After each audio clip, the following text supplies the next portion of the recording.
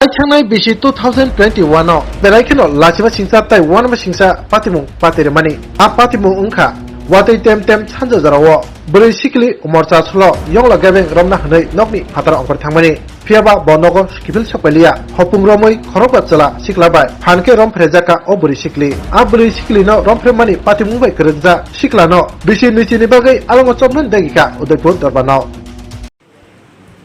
আজকে আমাদের উদয়পুর মাননীয় স্পেশাল জাজ কোর্টের আদালতে বিচারপতি আশুতোষ পান্ডে সাহেবের আদালতে যে মামলার রায় হয়েছে গুরুত্বপূর্ণ মামলাটি নাম্বার হচ্ছে বীরগঞ্জ পিএস কেস নাম্বার 26/2021।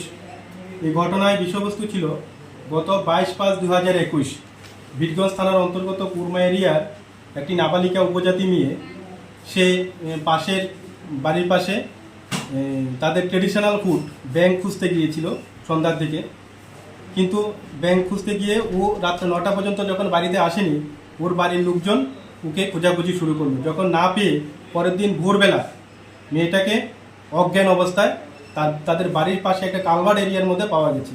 পরবর্তী সময় মেয়েটাকে বাড়িতে এনে তাকে সেবা যত্ন করে যখন ওর মুখ থেকে কথা জানা গেল, ও তখন বলেছিল যে ও যখন ব্যাংক ধরতে গিয়েছিল তখন 5 জন আসামি, এদের মধ্যে 2 জন হচ্ছে জুভেনাইল, ওরা মেয়েটাকে ওই জায়গা থেকে একটা জঙ্গল এরিয়া নিয়ে গিয়েছিল। পরবর্তী সময় সারা রাত্র মেয়েটাকে 5 জন মিলে দর্শন করেছিল এবং অজ্ঞান অবস্থায় ওই কালভার্টের কাছে এনে রেখে গিয়েছিল। এই ঘটনা জানার পরে ওর গার্জিয়ান বীরগঞ্জ থানাতে মামলা করেছিল।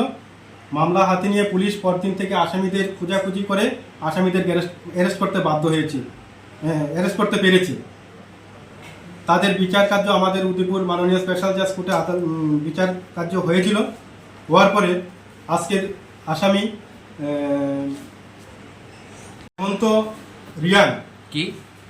হেমন্ত রিয়াংকে এই মামলায় দোষী সাব্যস্ত করে ভারতীয় দণ্ডবিধি 376 ডি ধারা 363 এবং 6 অফ পক্সো আইনে তার এগেনস্টে মামলা প্রমাণ হয়েছে। গত পরশু দিন আদালত ওকে দোষী সাব্যস্ত করেছে এবং আজকের দিনে তার সেন্টেন্স হিয়ারিং হয়েছে। আদালত 6 অফ পক্সো আইনে তাকে 20 বছর সর্বোচ্চ সাজায় আজকে দণ্ডিত করেছে। স্যার, অভিযুক্তদের কোন জায়গা থেকে গ্রেপ্তার করা হয়েছিল এবং কবে গ্রেপ্তার? বীরগঞ্জ থানার আন্ডারে যে কোনো জায়গা থেকে আসামিদের পুলিশ অ্যারেস্ট করতে পেরেছে। 22 তারিখে ঘটনা হয়েছিল, 23 তারিখ থেকে আসামিকে পুলিশ অ্যারেস্ট করেছে।